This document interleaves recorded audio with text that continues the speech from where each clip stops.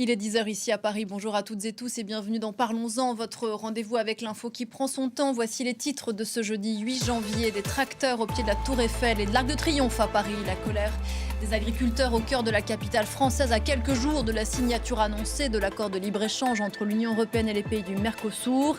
Action coup de poing menée par l'un des syndicats de la profession. Nous sommes sur place avec Clovis Casali.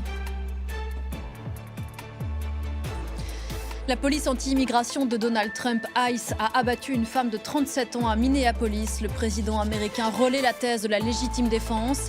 Des témoins de la scène et les autorités démocrates locales démentent. Minneapolis, c'est la ville de George Floyd et c'est la bête noire de la Maison-Blanche. Et puis la pression américaine aussi sur l'industrie pétrolière vénézuélienne. Le président Trump exige des millions de barils de pétrole et fait saisir des supertankers en mer dans le cadre de l'embargo qui vise Caracas. La Maison-Blanche qui persiste et signe toutes les options pour prendre le contrôle du Groenland sont sur la table, y compris celle du rachat. Ça n'est pas la première fois dans l'histoire qu'un président américain tente de monnayer ce territoire autonome rattaché au Danemark. Mais l'insistance et le niveau d'agressivité affiché par l'administration Trump, eux, sont bien inédits et inquiètent au plus haut point et les Groenlandais et les Européens alors qu'on annonce une rencontre, la première avec Marco Rubio dans quelques jours. Groenland, la guerre des nerfs, c'est le sujet sur lequel on va s'arrêter ce matin avec mes invités. Cyril Brett et Mika Blujon-Méred, merci messieurs d'être là. On a beaucoup de choses à se dire, c'est Parlons-en et c'est parti.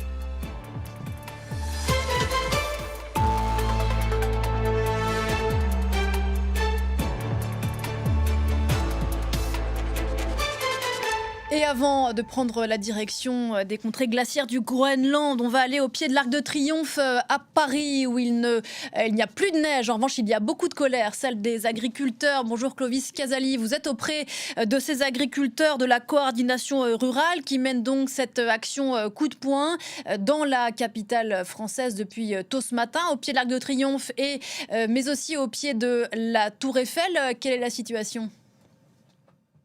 Un tiers de la place de l'Étoile où je me trouve est occupé par des tracteurs. Il y a environ une petite vingtaine de tracteurs entourés de camions de CRS et tout cela sous le regard médusé des Parisiens et des touristes qui se trouvent aux alentours. Les gens ici de la coordination rurale, pour la plupart, viennent manifester contre le Mercosur, contre la gestion de la crise de la dermatose nodulaire. Beaucoup de colère, mais c'est calme, il faut le dire. Il n'y a pas d'affrontement. C'est un simple rassemblement d'agriculteurs qui sont présents ici. Une action quand même coup de poing. Ils sont arrivés durant la nuit. Certains sont passés par la Tour Eiffel, ont traversé la capitale.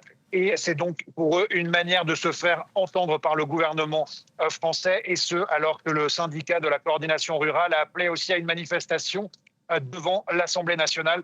Il souhaite aussi rencontrer la présidente de l'Assemblée nationale, Yaël Braun-Pivet. Vous pouvez peut-être entendre derrière moi les klaxons des tracteurs qui sont là, bien sûr, pour se faire entendre, pour faire connaître leur cause et pour bloquer donc la place de l'Étoile. Mais il y a quand même des voitures qui circulent sur une partie de la place de l'Étoile, de l'autre côté de l'Arc de Triomphe où je me trouve actuellement. La coordination rurale, Clovis, c'est un syndicat concurrent, rival de l'autre grand syndicat agricole, la FNSEA. Est-ce que ces agriculteurs vous disent jusqu'à quand ils comptent rester là ? En tout cas, ils souhaitent se faire entendre, même s'ils sont un brin désespérés. C'est ce que m'a confié notamment un agriculteur dans les céréales qui vient du Lot-et-Garonne. Imaginez-vous, il a fait 30 heures de voiture, ou plutôt de tracteur, car il est venu en tracteur ici pour atteindre la capitale française.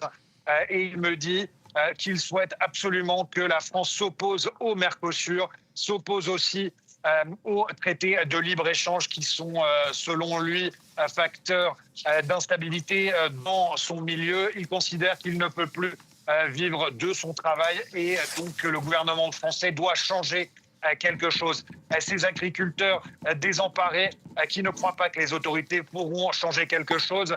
Je peux vous dire qu'ici, les membres de la coordination rurale, un syndicat jugé à droite, voire à l'extrême droite avec des liens avec le Rassemblement national, sont fortement opposés à Emmanuel Macron. Et je peux vous dire aussi qu'ils ont prévu de rester aussi longtemps que possible ici à Paris, même s'il va falloir rentrer dans leurs exploitations et travailler dans les toutes prochaines heures. Merci Clovis Casali. Depuis l'Arc de Triomphe, on continue à suivre la situation de près, bien sûr. Tout autre chose à présent, on en vient à ce sujet. Aujourd'hui, dans Parlons-en, qui nous occupe. Et bonjour à vous Cyril Brett. Merci d'être là, expert associé géopolitique défense Europe centrale et orientale à l'Institut Montaigne. Et face à vous, Mika Blujon-Mérette, bonjour à vous. Bonjour. Chercheur senior, attention je prends ma respiration, en géopolitique de la transition énergétique, spécialiste de l'hydrogène du Groenland et d'épaule à la chaire de recherche du Canada sur l'hydrogène propre à l'Université du Québec à Trois-Rivières. Bravo. J'ai tout dit, spécialiste donc du Groenland et j'avoue que c'est la partie de votre titre qui nous intéresse le plus aujourd'hui, auteur notamment des mondes polaires qui sont sortis aux presses universitaires de France. Alors, je répète ce que je disais il y a quelques instants avant ce petit détour par le pied de l'Arc de Triomphe. On va s'intéresser ensemble, bien sûr, à cette affaire groenlandaise et ces menaces répétées par Donald Trump depuis l'opération spectaculaire américaine sur le Venezuela le week-end dernier, de prendre le contrôle du Groenland, quelle que soit l'option pour ce faire. On a entendu beaucoup de choses cette semaine sur ce sujet. Merci de prendre le temps d'établir le vrai du faux parce que le sujet est trop important pour qu'on laisse à minima passer quelques imprécisions. D'abord, à ceux qui ont découvert les ambitions américaines sur le Groenland, on peut répondre quoi, Mika Blujon-Mérette, qu'ils ont 200 ans de retard? On peut répondre effectivement que le Groenland est danois depuis bien avant que les États-Unis d'Amérique n'existent, puisque la colonisation actuelle moderne du Groenland par le Danemark prend sa source, en tout cas on la date au départ en 1721. Ce qui fait que les milieux indépendantistes groenlandais qui au fur et à mesure du XXe siècle et surtout après la Seconde Guerre mondiale ont réussi à récupérer un certain nombre de droits jusqu'à 2009 où le gouvernement du Groenland est devenu un gouvernement semi-autonome qui a plein de gestions en propre, mais une gestion en particulier en propre qui est la compétence sur les ressources naturelles et son sous-sol. On va y venir bien sûr.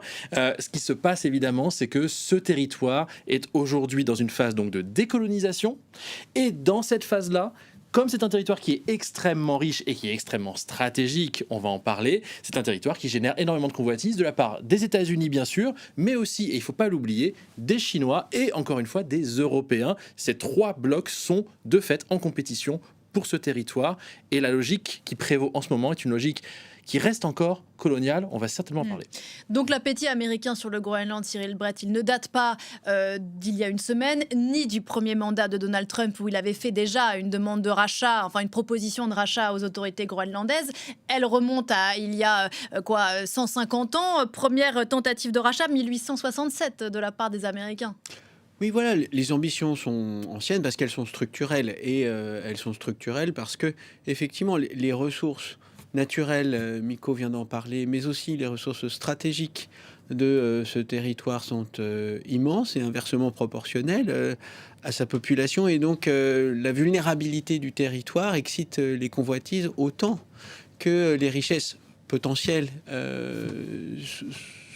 Soulignons-le. Ce qui est nouveau, ce qui n'est pas nouveau, c'est l'intérêt de ce territoire. Ce qui est nouveau, en revanche, ce sont les conditions dans lesquelles il peut être exploité économiquement, mais également maritimement et militairement.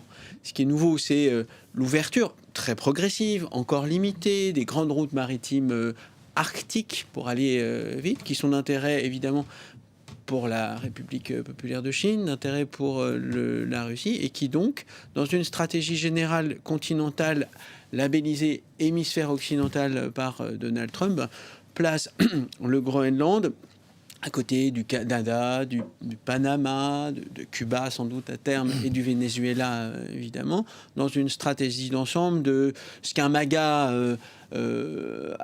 présenterait comme le déploiement d'une hégémonie légitime, et ce que nous, Européens, nous pouvons légitimement qualifié d'impérialisme prédateur.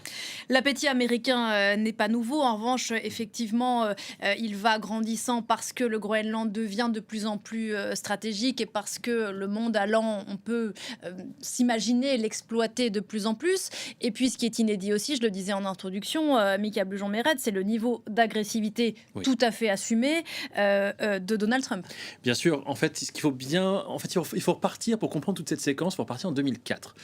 En 2004, on a une un renouveau d'intérêt pour l'Arctique dans son ensemble, et notamment pour les ressources de l'Arctique. Souvenez-vous, les États-Unis vont en Irak en 2003, on est dans cette logique d'essayer de trouver de nouvelles hydrocarbures, etc. Et l'Arctique, effectivement, est l'un des territoires qui, si je prends le Groenland et l'ensemble de la région, la Russie, l'Alaska, etc., est un territoire et un méritoire, donc des terres et des mers, qui regorgent de ressources d'hydrocarbures. On parle de plus de 1/3 des ressources d'hydrocarbures qui restent à découvrir, conventionnelles et non conventionnelles, dans le monde. Pour vous donner encore un ordre d'idée, si on prend toutes les hydrocarbures, histoire que tout le monde comprenne bien la magnitude des enjeux, si on prend toutes les hydrocarbures de l'Arctique, on parle de 3 fois les réserves prouvées du Venezuela. Donc, si vous voulez... Qui a théoriquement les premières réserves au monde de pétrole. Exactement, avec 300 milliards de barils équivalent pétrole. Donc, c'est ce dont on parle au départ. Et donc, en 2004, Colin Powell, à l'époque secrétaire à la défense des États-Unis, vient au Groenland et dit « On va vous aider à vous développer, on va investir, on va faire des infrastructures, etc. » Mais il ne livre pas la promesse, il ne tient pas sa promesse, et il y a au Groenland un besoin d'investissement, un besoin d'indépendance. Donc les Groenlandais commencent à se tourner vers les autres. Les Européens, à part le Danemark, ne répondent pas vraiment non plus. Ils se tournent vers alors la Chine. Et la Chine va repérer au Groenland un enjeu clé, les terres rares et l'uranium, dans la partie sud du pays, donc la plus exploitable. Et à partir de 2010-2011, les Chinois vont proposer au Groenland de créer un cartel des pays producteurs de terres rares pour maintenir son monopole que la Chine a sur le marché mondial. C'est dans ce contexte-là que Donald Trump, à partir de 2018, veut opposer une opposition aux Chinois, ferme, propose de racheter le Groenland en 2019 et augmente son agressivité, son niveau de rhétorique jusqu'à aujourd'hui. Alors effectivement, quand Donald Trump dit que le Groenland, je le cite, est rempli de navires chinois et russes, bon, ça ne veut rien dire d'un point de vue géographique. Il confond le Groenland et l'Arctique. Voilà, c'est faux Groenland, c'est vrai en Arctique. Voilà. Ce qui est vrai en revanche, effectivement, c'est qu'il y a bien une stratégie chinoise dans cette région du monde. Oui, c'est une stratégie maritime, c'est une stratégie minière, c'est une stratégie probablement également militaire, et puis c'est une stratégie du rapport de force. Le Groenland, en particulier, l'Arctique en général, est un des points de friction sur lesquels les grandes puissances chinoises et américaines sont en rivalité, vont accentuer encore leur rivalité et vont investir des moyens importants de toute nature. Ça va du médiatique, en se présentant pour la Chine comme une puissance polaire, et le paradoxe est assez savoureux, jusqu'à des moyens maritimes de premier ordre. Et les annonces de Donald Trump du mois dernier sur la mise en service d'une nouvelle classe de super navires de guerre équipés prétendument de technologies de pointe en matière d'armes et en matière de détection concourent à l'occupation de ce méritoire, comme dit Miko. Qui porte bien son nom, oui. Oui, qui porte bien son nom, parce que très clairement, les ressources dont on se parle ici, le Groenland, donc, on a 80% du territoire qui est recouvert par une calotte glaciaire qui peut faire jusqu'à 2 km d'épaisseur. Donc, c'est pas dans le centre du territoire qu'on va aller exploiter, c'est sur les côtes. Et pour extraire ces ressources et les amener vers le marché mondial, il faut des ports, il faut une infrastructure maritime. Et ce qui avait généré, on va dire, la grande défiance de l'année 2019, quand Donald Trump propose pour la première fois de racheter le Groenland, c'est que l'année d'avant, en 2018, quand le gouvernement groenlandais, à la suite d'élections générales au printemps, dit bah voilà, on va faire des appels d'offres pour construire de nouveaux ports, construire de nouveaux aéroports, et que les Chinois sont les premiers à vouloir développer la première mine d'uranium et de terres rares dans le sud du pays, ce qui nécessiterait là aussi de nouvelles infrastructures, des ports, etc. La Chine, si effectivement en 2018 tout s'était passé comme elle l'espérait, aurait pris de facto la main sur ce territoire, parce qu'elle aurait eu la main mise économique, en termes d'infrastructures, etc. Ça n'est pas arrivé. Ça n'est pas arrivé parce que précisément en avril 2018, le ministre de la Défense danois et américain sous Trump, premier mandat, se sont réunis. On dit comment on va se débrouiller pour bouter les Chinois hors du Groenland, et petit à petit, ils y sont arrivés. Quand, pour que tout le monde comprenne très bien, quand Donald Trump dit « Nous avons besoin du Groenland pour notre sécurité nationale », on l'a dit brièvement déjà, de quoi parle-t-il ? Alors, évidemment, il parle de ressources, on va y venir, mais d'un point de vue stratégique, en quoi est-ce que le Groenland, pour les États-Unis de Trump aujourd'hui, est stratégique ? Est-ce qu'il ne s'agit que de routes de navigation, de routes maritimes ? Alors, le premier intérêt stratégique de l'administration Trump numéro 2, c'est de répéter que le seul critère d'évaluation de sa politique extérieure, c'est la sécurité nationale américaine. Ça a été martelé au Venezuela, ce sera martelé dans d'autres circonstances et malheureusement sur d'autres territoires. Et donc, ça accrédite le récit selon lequel c'est la seule boussole faisant passer complètement au second plan les engagements internationaux des États-Unis, la Constitution des États-Unis aussi. Ça accrédite l'idée selon laquelle, au nom de la sécurité nationale américaine, l'administration Trump est fondée à tout faire, y compris saisir des navires en eau internationale, en contravention avec la Convention de Montego Bay, dont est signataire les États-Unis. Le deuxième point, pour en revenir à votre question précise, l'intérêt stratégique immédiat, militaire, très strictement militaire du Groenland, il est double. La base de Thulé que vous avez montrée sur la carte tout à l'heure est donc base américaine depuis le milieu des années... depuis l'accord de défense 50. Est un dispositif essentiel pour tout le système de radar pour contrôler le lancement d'éventuels missiles intercontinentaux venant d'Eurasie. Soyons très clairs, les missiles intercontinentaux équipés de têtes nucléaires, chinois et russes, peut-être bientôt nord-coréens. Puis le deuxième intérêt stratégique militaire, très strict et très actuel également, c'est le passage, si la carte peut être affichée, le passage entre Groenland, Islande et le nord du Royaume-Uni, qui est en fait le corridor de passage de toute la flotte de sous-marins nucléaires stratégiques, lanceurs d'engins et d'attaque russes, qui est basée à Mourmansk, c'est-à-dire en mer de Barents. C'est le passage obligé. On appelle le G... Voilà. Le GIUK. Le GIUK. Le GIUK. Voilà. Le GIUK. Voilà. Comme Groenland, Islande, UK. Voilà. Qui contrôle... Ce détroit contrôle beaucoup de choses sur le plan économique, mais surtout, d'un point de vue strictement militaire, contrôle l'autre volet de la force de dissuasion nucléaire russe, la composante sous-marine, qui est en voie de modernisation rapide et qui va être un des leviers d'action de la Russie une fois que le front ukrainien sera stabilisé ou est, souhaitons-le, pacifié. Ce à quoi on pourrait répondre à Donald Trump, qui n'a que faire des arguments, on le sait, cohérents, puisque les États-Unis ont déjà cette base américaine ex-Thulé, aujourd'hui Pitoufik, je crois. En réalité, ils y sont déjà. Ils ont déjà cette capacité de surveillance. Alors, pourquoi vouloir plus ? En fait, on va le voir aussi sur les ressources. On va voir rapidement que quand on gratte un petit peu le vernis, notamment de Donald Trump et de la sphère MAGA, qui le soutient, l'argument sécuritaire ne tient pas et l'argument économique ou des ressources ne tient pas non plus.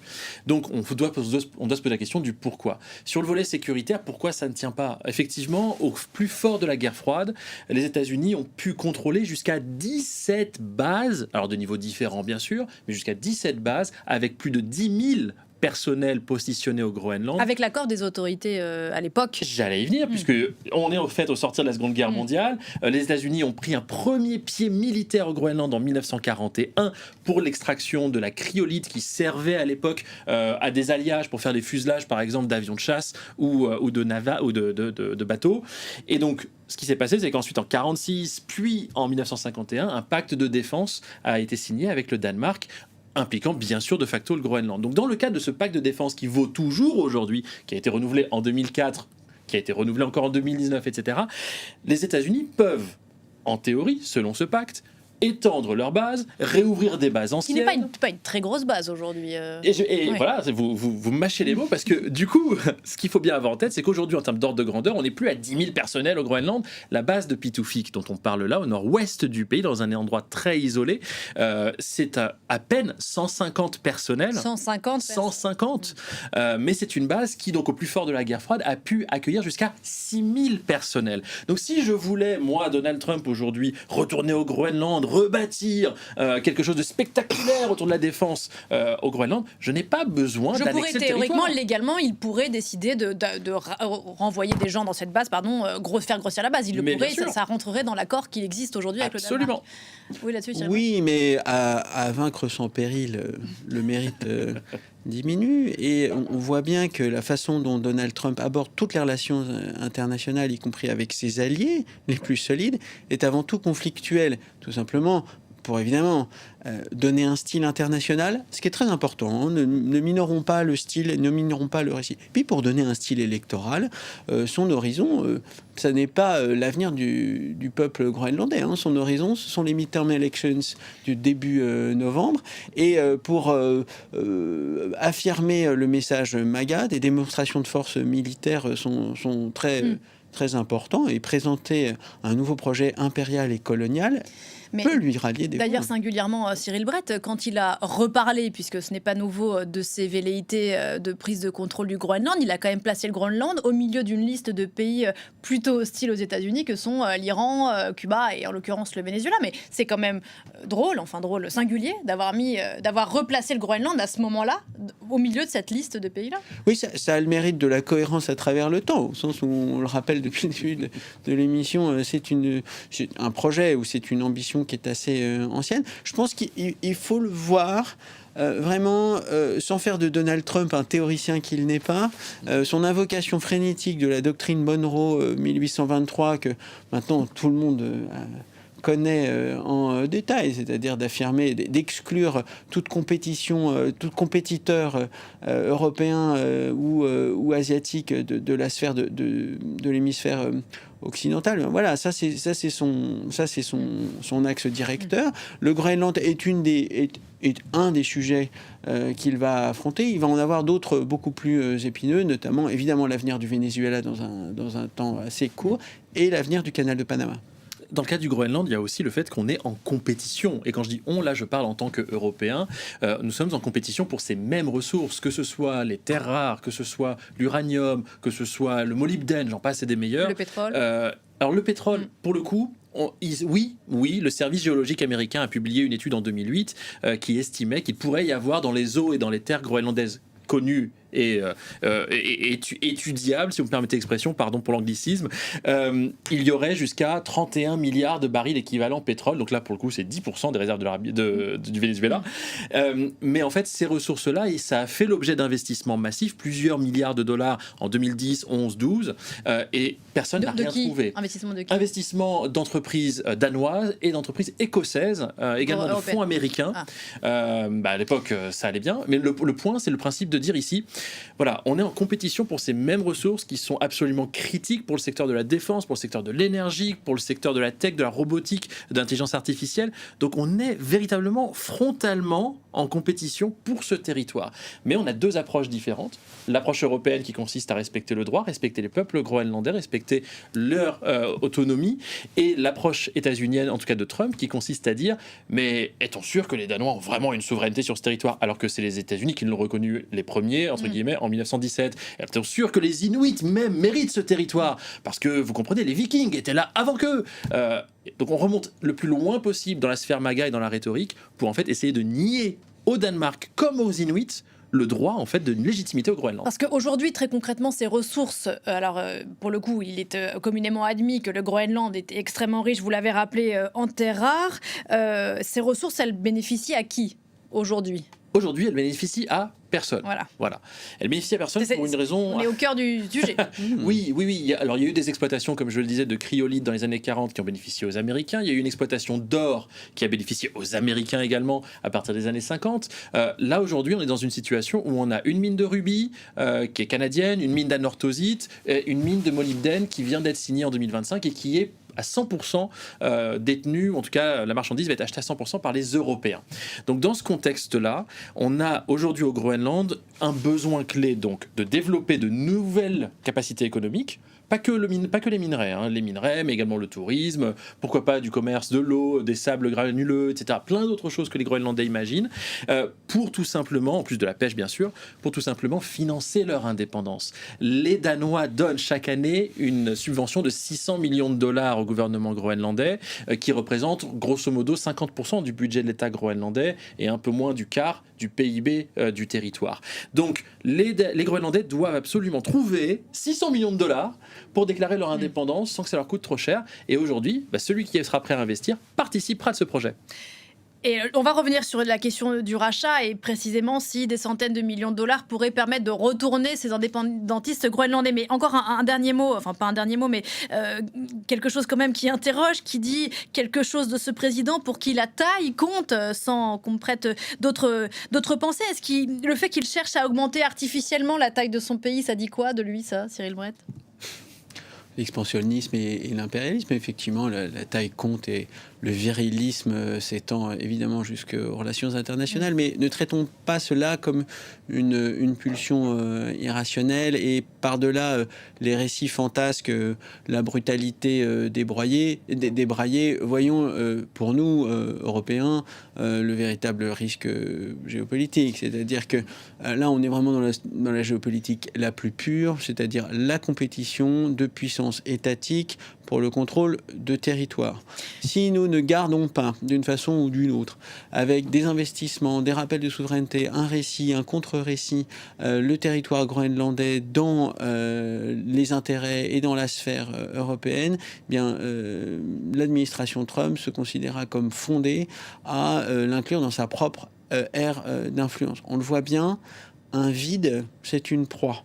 Une faiblesse, c'est un signal pour l'agressivité internationale. Et même si un scénario vénézuélien sur le Groenland n'a pas de sens, ce n'est pas dans cette façon-là que la prise de contrôle se fera. La créativité, la rapidité de l'administration Trump pour pouvoir marquer son territoire, même quand l'exploitation des ressources est potentielle et très différée, est extrêmement forte.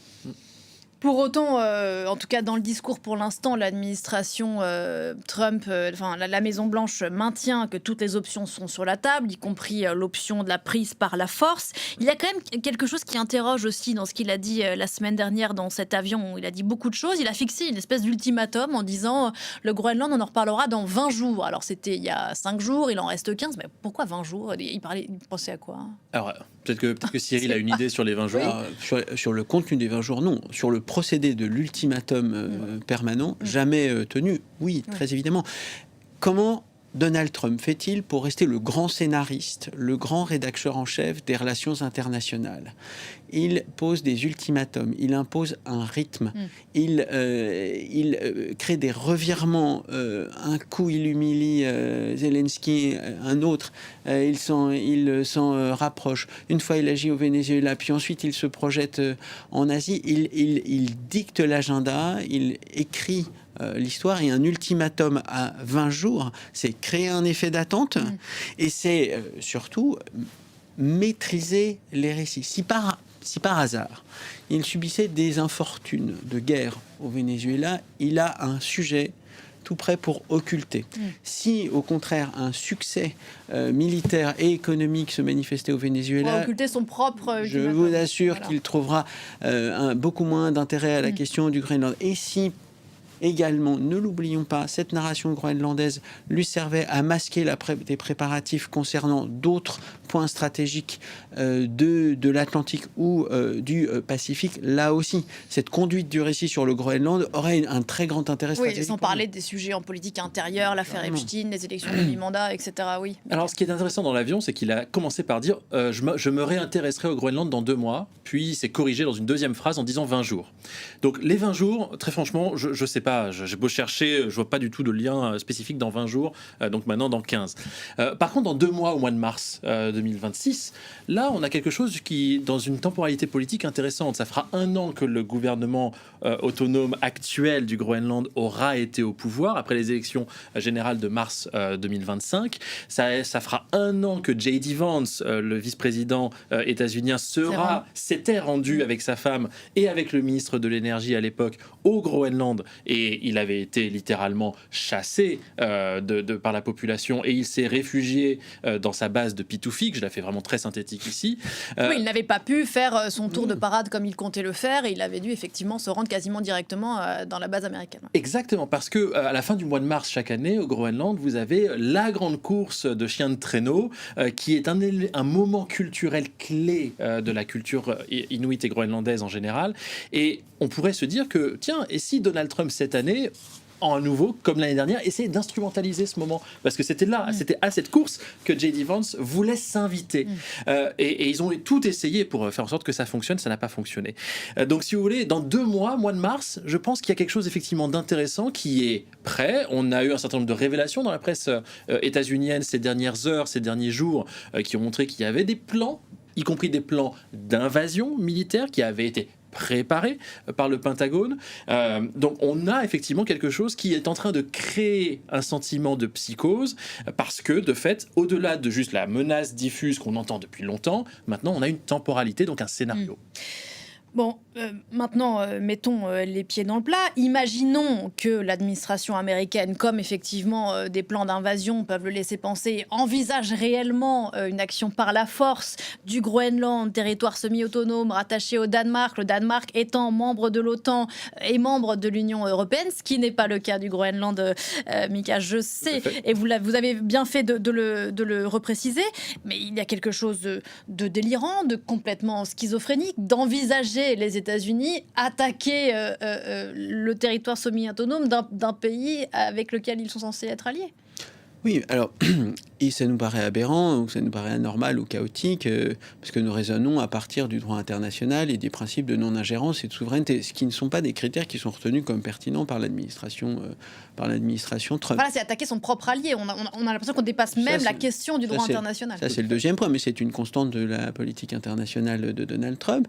Il est très conciliant avec ses ennemis et ses rivaux, et extrêmement agressif et brutal avec ses alliés, tout simplement parce qu'il considère que l'alliance est une donnée d'où il doit extraire encore davantage de la part de ses alliés. Donc maltraiter, molester, menacer, pressurer ses alliés fait partie intégrante en fait de la stratégie d'alliance. Nous le voyons Européens tous les jours au sein de l'OTAN, mais interrogeons des Japonais, interrogeons des Coréens du Sud ou des Taïwanais, ils sont soumis exactement à la même pression.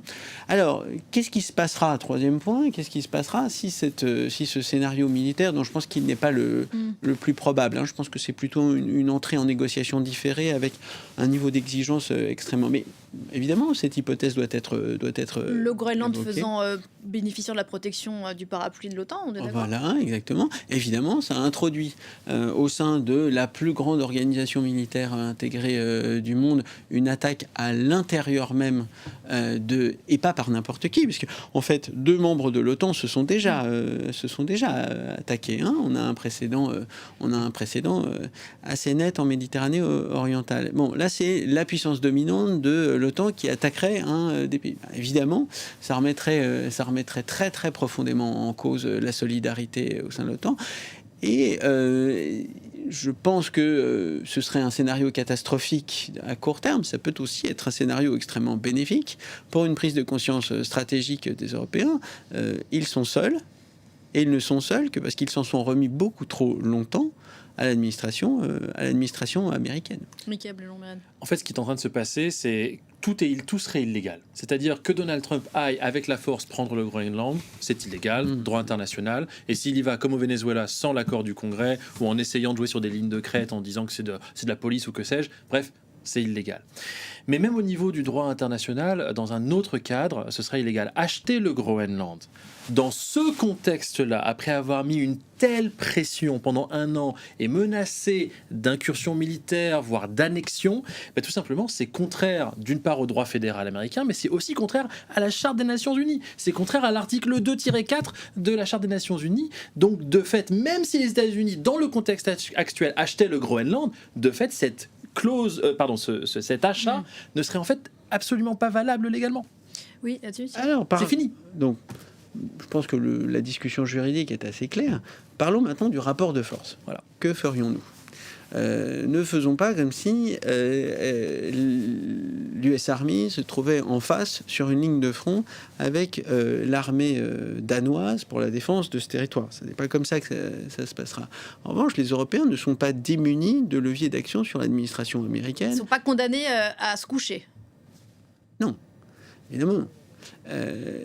Avant le déclenchement de cette éventuelle opération, c'est-à-dire maintenant, ils ont à leur disposition de très nombreux leviers diplomatiques, médiatiques, Et la solidarité entre Européens est absolument essentielle. C'est-à-dire qu'en ce moment, ce qu'il faut, c'est tenir le rapport de force. Il faut que les ministres des Affaires étrangères et les ministres de la Défense de l'Union européenne défilent à Nuuk comme ils ont défilé à Kiev. Il faut que les autorités groenlandaises et danoises organisent un roadshow, organisent une tournée des capitales européennes. Il faut que les forces des gardes-côtes, éventuellement des marines militaires de l'Union européenne, aillent patrouiller, comme c'est leur droit le plus strict, dans les eaux internationales autour du Groenland, et éventuellement en suscitant l'invitation de la part des autorités danoises et des autorités groenlandaises, pour que nous parlions, nous, Européens et Groenlandais en particulier, le langage du rapport de force, du rapport de force militaire, du rapport de force médiatique, du rapport de force économique, un plan également d'investissement au profit du développement de l'économie groenlandaise, qui, à mon avis, doit être prêt dans un tiroir quelque part du côté de Copenhague. C'est maintenant qu'il faut se mobiliser. Les communiqués qu'on a vus la semaine dernière ne suffisent pas. Pedro Sanchez, Emmanuel Macron, le chancelier allemand, Anouk, dans quelques semaines, c'est vers ça qu'on va. En fait, dès cette semaine, nous avons la ministre des Affaires étrangères canadienne qui va être la première à se rendre à Nuuk et qui va rester plusieurs jours justement pour essayer de montrer encore une fois une solidarité. Ici, ça me permet d'introduire le fait que le Groenland n'est pas seul dans une relation avec les Européens contre les États-Unis. Il y a aussi le Canada, le principal voisin, à la fois géographique mais aussi culturel. Souvenons-nous que les Inuits, les populations Inuits du Groenland, ont évidemment de nombreux, alors je vais la faire très très courte, des cousins bien sûr sur le long de l'Arctique canadien et même jusqu'en Alaska ou dans le Kamchatka russe.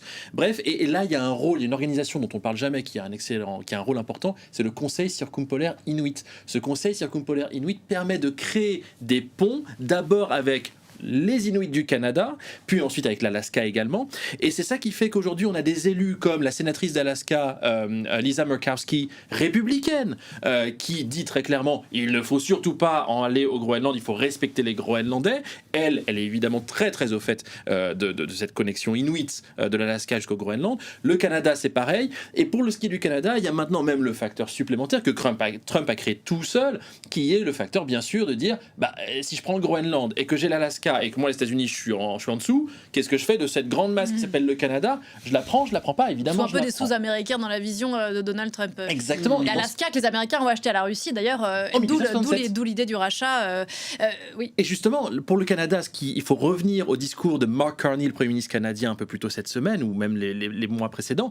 C'est une question existentielle. Ce qui se joue au Groenland est existentiel pour l'OTAN, c'est existentiel pour le Danemark, c'est existentiel même pour l'Union européenne, mais c'est encore plus, d'un point de vue géographique et d'un point de vue de l'immédiateté, existentiel pour le Canada. Est-ce que vous partagez, pour parler des Européens, Mickaël Blujon-Méred, le point de Cyril Brett qui dit que les Européens ont des ressources, Bien sûr, et qu'ils ne sont pas nécessairement obligés de se coucher ou d'entendre le message qui veut dire si les Américains y vont, ils ne feront rien, ils ne vont pas rentrer en guerre contre leurs alliés, voire leur leader à l'OTAN. Bien sûr, alors on se parle sur une chaîne qui va au fond des choses. De fait, c'est pas parce que Emmanuel Macron ou des leaders politiques européens vous disent que ça se passera jamais, qu'il n'y a pas au ministère des Affaires étrangères et ou au ministère des Armées des plans de contingence qui ont été préparés. Et je vais même aller plus loin, ces plans de contingence sont préparés depuis longtemps. Et au-delà de ça, il y a eu un certain nombre d'entraînements qui ont été faits toute l'année 2025 au Groenland par un certain nombre d'armées, y compris l'armée française, pour préparer tous les scénarios possibles, y compris un atterrissage d'A400M sur la calotte glaciaire. Donc ça, c'est arrivé, c'est public. C'est juste qu'on n'en parle pas trop, mais c'est public. Ce qu'il faut bien comprendre, c'est que la crise a commencé et elle est déjà manifeste. C'est pas Donald Trump après le Venezuela qui nous fait tous bondir. Durant toute l'année 2025, Marco Rubio, le secrétaire d'État américain, a refusé toutes les demandes d'entretien en tête-à-tête avec la ministre des Affaires étrangères groenlandaise démocratiquement issue des urnes. La réunion entre le Danemark et les États-Unis qui va avoir lieu la semaine prochaine, à laquelle le Groenland a été invité à participer, alors même que c'est le Groenland qui préside en ce moment le Conseil de l'Arctique. Eh bien, tout simplement, les Groenlandais vont avoir ce qu'on appelle un backseat, ils vont être en deuxième rideau. Les États-Unis ne parlent qu'au Danemark. Mais Rubio a dit oui pour cette réunion à laquelle il s'est refusé tous ces derniers mois. Avec le Danemark. Voilà, les Groenlandais sont invités à participer. Ouais. C'est pas une réunion avec les Groenlandais. Les Groenlandais ont peur qu'il leur arrive comme l'Ukraine, que les Américains discutent avec les Danois, la puissance coloniale, et que eux soient juste les victimes de la chose, comme ce qui est en train de se passer avec la Russie. Oui, là-dessus, Cyril Brett. Oui, on voit mal quel serait l'intérêt des Groenlandais à flancher, quel que soit le lobbying financier ou médiatique, face à la pression américaine, parce qu'ils auraient tout à perdre à passer d'un colonialisme finissant à un nouveau colonialisme. Et nous, Européens, aurions tout à perdre également, de créer un précédent qui nous soit défavorable et territorialement et militairement et au sein de l'organisation du traité de l'Atlantique Nord. Encore une fois, je pense que face au rapport de force et face à la pression, à la rapidité, c'est la solidarité et c'est la solidité des relations intra-européennes et des relations européennes avec le Canada et avec le Mexique qui primeront dans une culture du rapport de force d'où tout critère juridique est exclu. Il faut parler le langage de l'adversaire. Il faut donc s'y rendre, il faut donc manifester sur la durée et dans toutes les dimensions que le Groenland reste aux Groenlandais. Et le rapport de force peut être tenu et doit être tenu en l'occurrence sur le long terme, sauf à essuyer ensuite des pertes bien plus importantes encore que ce territoire de 50 000 personnes, si j'ai bon souvenir. C'est tout à fait ça, 2 millions de kilomètres carrés. Grande conquête fois la France, voilà, 56 000 habitants. 60 000 personnes. Cette idée du rachat américain du Groenland, donc on l'a dit, qui a déjà été faite et déboutée à plusieurs fois dans l'histoire, elle a quelque chose aussi d'un peu insultant, j'imagine, pour les autorités groenlandaises, dont on rappelle qu'elles n'ont absolument jamais accepté cette idée et dont, par ailleurs, l'objectif numéro 1, c'est d'obtenir l'indépendance, on l'a dit brièvement, mais rappelons-le, il n'en a jamais été question d'accepter, effectivement, de passer d'un colonialisme à un autre, d'une certaine façon. D'une part, et aussi parce que le prix qui a été mis sur la table par les Américains n'a jamais été intéressant. C'est-à-dire que si je reprends, par exemple, 1946, quand on a eu un prix, la dernière fois qu'on a eu un prix avec Truman, qui disait, voilà, on va mettre 100 millions de dollars pour racheter le Groenland. 100 millions de dollars de 1946, si je les transforme en dollars de 2025, ça représente 1,6 milliard de dollars. C'est même pas le prix d'un sous-marin, c'est même pas le prix d'un grand stade de foot. Combien ils avaient payé l'Alaska, on sait ? Alors l'Alaska, c'était différent parce que c'était dans un autre contexte, et c'est dans un contexte où la Russie tsariste était en plus tout simplement en quasi faillite. Donc c'est un autre contexte. Oui, pardon. Bon, de toute façon, le paradigme des relations internationales a fort heureusement changé en 1945. Les peuples ne sont pas à vendre et les souverainetés n'ont pas de prix. Elles ont une valeur absolue. Ça a été une longue conquête du droit international depuis le projet de paix perpétuel d'Emmanuel Kant jusqu'au point du président Wilson à l'issue de la Première Guerre mondiale. Les cessions de territoire ne sont pas un instrument normal, ne sont pas un instrument licite du droit international. On peut concéder l'usage de certains territoires contre des baux, c'est le cas par exemple de certaines bases américaines à l'étranger, c'est le cas également de certaines bases françaises à l'étranger, mais la souveraineté ne s'aliène pas. C'est ça le principe fondamental. Et c'est le principe sur lequel Donald Trump lui-même bâtit son projet MAGA, qui est celui de l'inaliénabilité de la souveraineté américaine. Ça ne veut pas dire qu'il faut l'aborder, ce principe-là, de façon statique. Il l'aborde de façon dynamique, sous l'angle du rapport de force et de la négociation. Faisons de même et trouvons le Groenland de Donald Trump. Oui, là-dessus... Il y a en fait, le scénario militaire aussi qui est en train de se dégager, on peut en parler. On peut prendre le Groenland par la force sans que non plus on fasse couler du sang partout.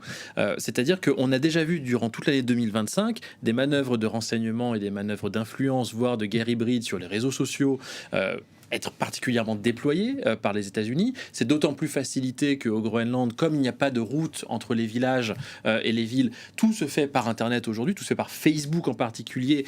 Donc les États-Unis, même la politique, même échanger avec des ministres, ça se passe par Facebook, si vous voulez. Donc les Américains, en théorie, pourraient avoir un bon niveau de renseignement sur les uns et les autres. Une fois que j'ai fait ça, qu'est-ce qui m'empêche, dans le cadre d'un exercice, de prétexter un exercice pour faire un déploiement massif, par exemple d'aéronefs, à Pitoufik, sur la base, comme je vous ai dit, qui était particulièrement sous-exploité aujourd'hui. Il y a la place pour faire ça.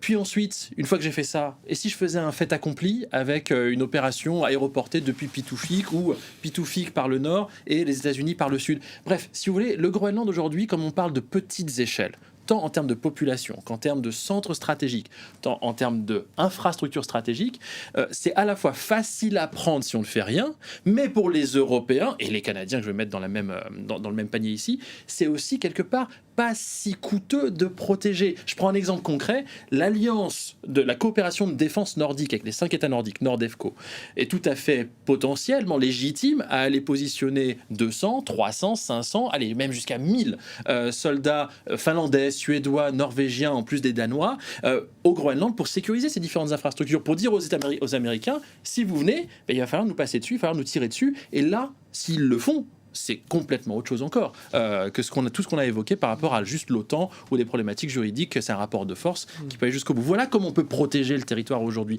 pas en faisant une base européenne sur le territoire, mais en positionnant des gens capables de sécuriser ces quelques infrastructures stratégiques qui ne sont pas nombreuses. On n'est pas condamné à subir, quoi. C'est ça. Jamais. Merci beaucoup à tous les deux d'être venus ce matin sur ce plateau. Mika Blujon-Mérette, je vois que vous avez un livre devant vous que j'ai pas cité. Allez-y. Alors, tu veux acheter le Groenland c'est le nom du livre de Elizabeth Buchanan, une collègue australienne. C'est la version française, des Vikings à Trupp. J'ai signé la préface. En gros, ça raconte tout ce qu'on vient de se dire. Très jolie casquette sur cette ours polaire. Merci beaucoup à vous d'être venu, Cyril Brett. Merci beaucoup également d'avoir participé à cette discussion. Nul doute qu'on reparlera du Groenland dans les mois qui viennent. Une émission à revoir en replay et réécouter en podcast. On se retrouve dans un quart d'heure pour la suite de ce rendez-vous d'info.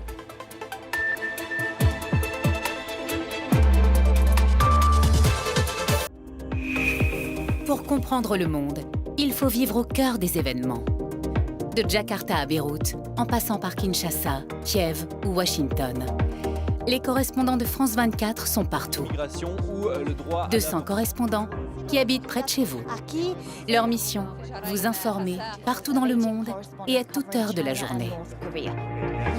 Une information objective, sérieuse, fiable, indépendante. Des faits vérifiés, des fake news démasqués. France 24, on est ici, on est là. Et là, pour vous informer.